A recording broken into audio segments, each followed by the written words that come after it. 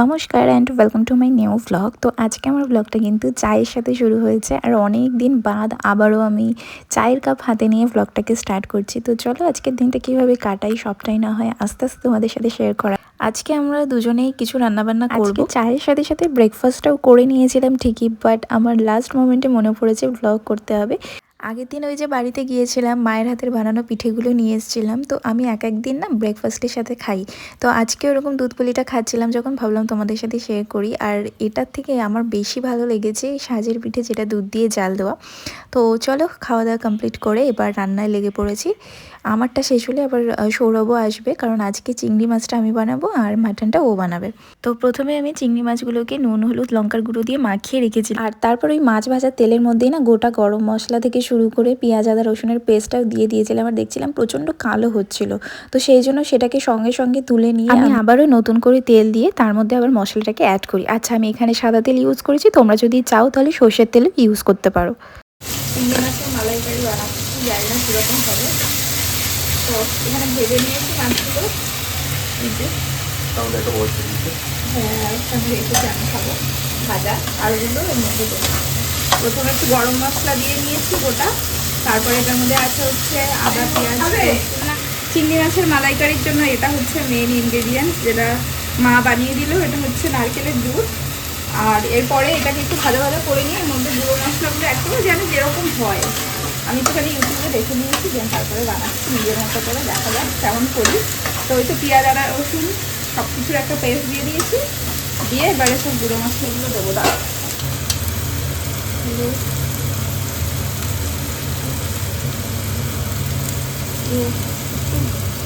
ঝাল লঙ্কার গুঁড়ো আর কাশ্মীরি লঙ্কার গুঁড়ো দেবো, একটু ধনে গুঁড়ো দেবো, কারণ জিরে গুঁড়োটা নেই, যদি পরে লাগে।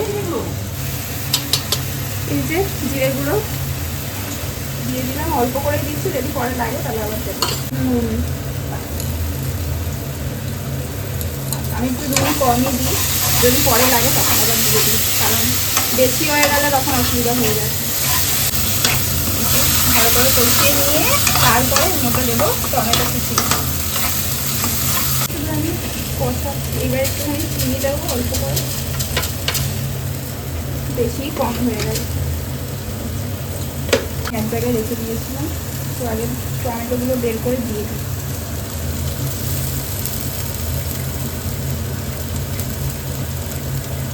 টমেটো খুব একটা নেই, দুজনেকে অ্যাডজাস্ট করে দিয়েছি। ও আবার পরে আবার মাটন বানাবে।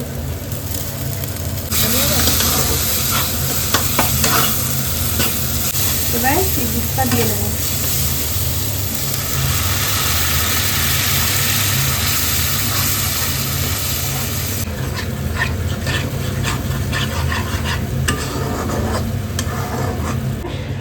মাছগুলো দিয়ে দেবো।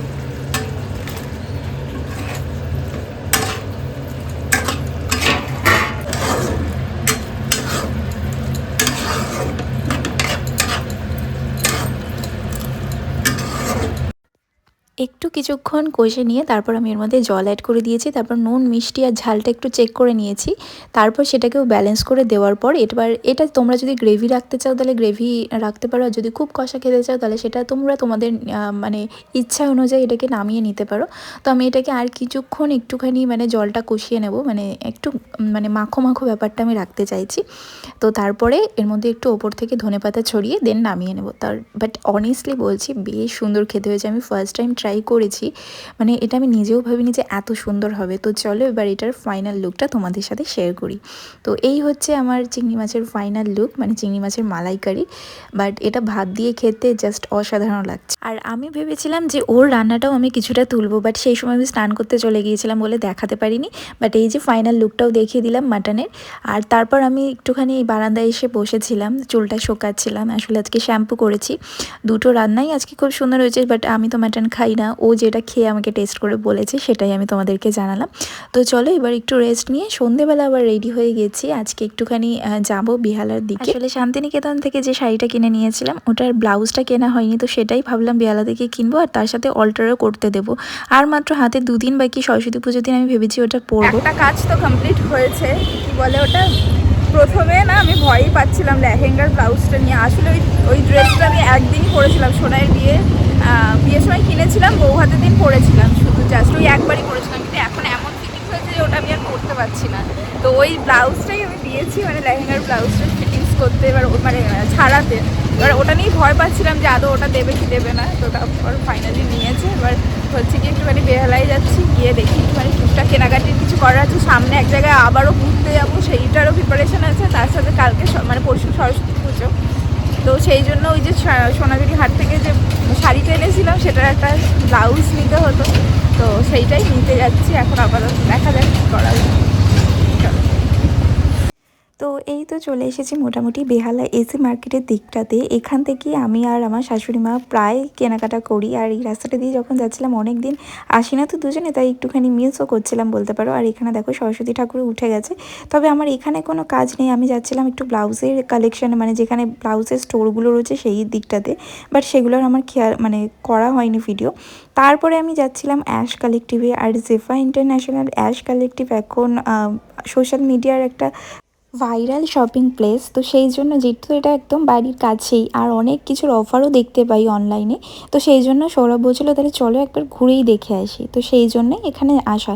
তো চলো ভেতরে যাওয়া যাক। আমি নিজে তো অবশ্যই কালেকশানগুলো দেখবো, বাট যদি আমার পছন্দ নাও হয় তাহলেও আমি কন্ট্রোভার্সি ক্রিয়েট করব না। কারণ এই দুটো প্লেসকে নিয়ে সোশ্যাল মিডিয়া সারাক্ষণ ধরে কিছু না কিছু একটা খুঁত পেলেই কন্ট্রোভার্সি চলতে থাকে, বাট সেটা আমার কখনোই ভালো লাগে না। তো সেই কারণেই বলা।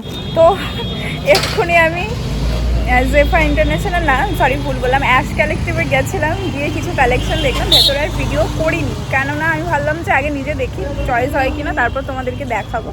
বাট সামহাও ওখানের কালেকশন হয়তো বেরিয়ে গেছে কিছু, কিন্তু আমি খুঁজছিলাম লংপুর, যেহেতু সামনে ঘুরতে যাবো বলতে একটা স্পেশাল অকেশন আছে, সেটাও তোমাদের বলবো। তো সেই রিলেটেড কিছু কেনাকাটা করার ছিল বলে এসছি আমি। ওরা যেহেতু এত ভিডিওস বানায়, তো আমি ভাবলাম যে ঠিক আছে চলো বাড়ির কাছে যখন, এই তো ও, তো তাহলে এখান থেকেই করা যাবে। দাঁড়াও বলছি, বাইকটা বার করে নিই। তো তখন বলছিলাম যে হ্যাঁ, তো আমি কালেকশন দেখতে গেছিলাম, তো কয়েকটা কালেকশন দেখেছি, মানে ওরা যেরকম টাইপের দেখাতো, আমি কখনোই এটা বলবো না যে একদম নেগেটিভভাবে যে কিছু কালেকশন নেই না নেই। আমার মনে হয়েছে যে হয়তো বা কালেকশন বেরিয়েও যেতে পারে, কারণ এখন শীত হুট করে কমে গেছে, তো ওপেন হওয়া মাত্র হয়তো হতে পারে, জানি না। বাট আমার যেটা মনে হলো যে 499 বা 500-এর মধ্যে যে কালেকশনগুলো ওরা দেখাচ্ছে, সামনে থেকে আমার অতটাও চোখে লাগেনি। মানে হয় না যে একটা ওয়াও ওয়াও একটা ব্যাপার থাকে, অবভিয়াসলি এটা না হওয়ারই কথা, হয়তো বাজেটটাও দেখতে হবে, সবটাই দেখতে হবে। বাট হ্যাঁ, যে আমাদের কালেকশন ভালো লাগেনি, চলে এসেছি, অন্য জায়গায় দেখবো, ঠিক আছে। বাট আমি কখনোই এটা বলবো না তোমরা যেও না, তোমরা এটা করো না, এদের কালেকশন একদম বাজে, আমি এটা কখনোই বলবো না। বাট কুর্তির কালেকশনগুলো দেখলাম, সেগুলো বেশ ভালো আছে। আমি অতটা খুলে দেখিনি, বাট যেগুলো শো করা ছিল বা মানে ওদের স্টকে যেগুলো দেখলাম, সেগুলো মোটামুটি কালেকশন ভালো রয়েছে। অনেকে দেখলাম কিনছিল, নিচ্ছিল, তো এটাই আর কি। আর চলো আমরা এখন বেরিয়েছি, দেখি এখন বাজার কলকাতা বা অন্য কী কী জায়গায় মানে দেখতে পাই, তো সেখান থেকে নেবো আর কি। টুকটাক জিনিসপত্র কিনে নিয়েছি বাজার কলকাতা থেকে, এই ব্রাঞ্চটা থেকে এসেছি। এটা কোথাকার গো? বেহাল। ও আসলে ও, এই যে এমপি বিড়লা স্কুল পিছনে, আর ও পাশে হচ্ছে বাজার কলকাতা। আসলে বেহালায় এতগুলো ব্রাঞ্চ হয়ে গেছে না, মানে তো পরপর, ওই জন্য গুলিয়ে যায় আমার। তো এটা ওই জেমস লংয়ের রাস্তাটাই যেটা রয়েছে ব্রাঞ্চটা, ওটা এসেছিলাম। তো মানে শীতটা হুট করে চলে গেল, তো কোনো জায়গায় সেরকম কালেকশান মানে মনের মতো পাচ্ছি না, তো ওই জন্য টুকটাক জিনিসগুলো নিলাম।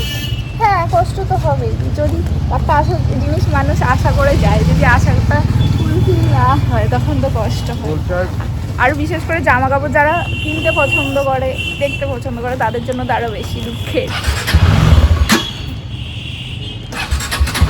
কোন অবস্থা, আমি না ব্লাউজটা কিনলাম, সেটারই ভিডিও করতে ভুলে গেছি। মানে ওখানটায় আসলে আজকে ভিডিও ছিল মোটামুটি, তো যাই হোক আমি মেন কথা মাথা থেকে বেরিয়ে গেছে। আসলে একটা জিনিস যেটা পছন্দ হয়েছে, মানে মোটামুটি পছন্দ ছিল, এবার আমি খুঁজছিলাম ফুল স্লিভস, আর এটা হচ্ছে হাফ স্লিভস। ব্লাউজটা দেখতে না ওটাও সুন্দর, কিন্তু ওই হয় না যে তুমি যে লুকটা ভেবে রাখো যে তুমি এরকমভাবে সাজবে, তো ওটা যখন না হয় তখন একটু মনটা খারাপ হয়ে যায়। তো আমি সেই জন্য ওইখান থেকে বাদ দিয়ে এবার অন্য দোকানগুলোতে খুঁজছিলাম, তো ওই করতে করতে না ভিডিও করার কথা মাথায় ছিল না। তো তারপর যাই হোক, অপশান যেহেতু নেই, আর আমরা যদি হেলমেটও নিয়ে বেরোইনি, তো সেই জন্য না গড়িয়াহাট যাওয়াটা পসিবল ছিল না। আর হাতে রয়েছে মাঝখানে একটা দিন, তো সেই কারণে আমি ভাবলাম থাক নিয়ে নিই, পরে যখন আবার গড়িয়াহাটের দিকে যাবো ওখানে তখন একটা কিনে রাখবো ফুলাতা। ওখানে গেলে আমি ওটা পেয়েই যেতাম, কিন্তু ঠিক আছে চলো। এবার বাড়ির রাস্তার দিকে যাচ্ছি, আর তার সাথে আগে আমি ব্লাউজটাকে অল্টার করতে দিয়ে তারপর বাড়ির দিকে যাব। আর একটা কথা তো বলাই হয়নি যে আমি এক্স্যাক্ট এখন কেন মানে উইন্টার কালেকশন খুঁজছি। আসলে সামনে যেহেতু ঘুরতে যাব আর শীতের জায়গার দিকেই যাচ্ছি, তো সেই জন্য আমি চেয়েছিলাম একটু লং কোটের ওপরে কিছু ট্রাই করতে। আর ওদের মানে শপেও প্রচণ্ড অফার দিচ্ছিল, তো সেই কারণেই মেন গিয়েছিলাম। এই তো আমার এটা নিতে হবে, কি বলে ব্লাউজটা নিতে হবে। এখান দিয়ে ঢুকে সোজা যাবো এখন, আর ডান দিকে ঘুরে এই রাস্তা বাড়ি।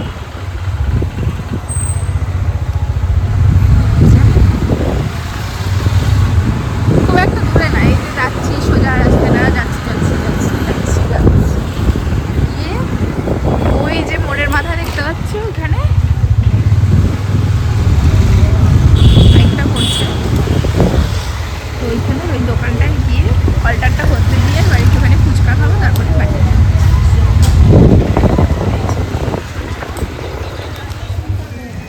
তো এই তো বাড়িতে চলে এসেছি, আর আজকে বাজার কলকাতা থেকে কি কি নিয়েছি সেগুলি তোমাদের দেখাচ্ছিলাম। কাজের কাজ আমরা কিছুই করিনি, অকাজের কিছু জিনিস নিয়েছি। মানে এটা অকাজ বলবো না, এগুলো আমাদের খুব লাগে, ও অফিসের ব্যাগেও রাখে। এই ওয়েট ওয়াইপসগুলো মোটামুটি 3টে প্যাকেট হচ্ছে 99, আর তার সাথে আমি শিট মাস্কগুলো নিয়েছিলাম, এগুলোও 99 করে। তো ওয়েট ওয়াইপসের 2টো প্যাকেট মানে 2টো সেট নিয়েছিলাম, আর তার সাথে 3টে সেটে 2টো কিউকাম্বারের ছিল আর একটা অরেঞ্জ ফ্লেভারের ছিল। আর তার সাথে নিয়েছিলাম এই বডি লোশনটা আমার শাশুড়ি মায়ের জন্য। আর মা আবার তোমাদেরকে এই বাজার কলকাতার এই ব্যাগটা দেখাচ্ছিল, কারণ প্রিন্টটা বেশ সুন্দর করে। তো চলো আজকের মতো এই ভিডিওটা এখানেই এন্ড করছি, বাই।